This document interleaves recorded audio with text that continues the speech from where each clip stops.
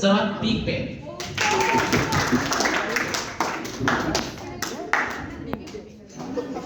Dördüncü soru.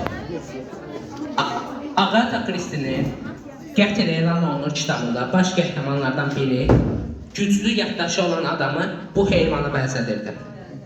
Təsadüfü deyil ki, Mowgli filmində bu heyvan ona illər əvvəl zülm və əzab verən insanı çox dəyişməsinə baxmayaraq anında tanıyır. Bu heyvanlar Avropada ilk dəfə iki quyruqlu adlandırılıb. Söhbət hansı heyvandan gedir? İki quyruqlu.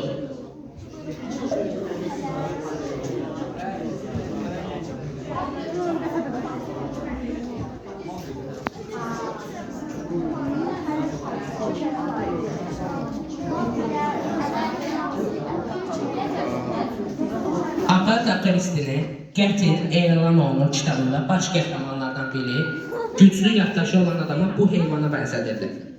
Təsadüfü deyil ki, Mowgli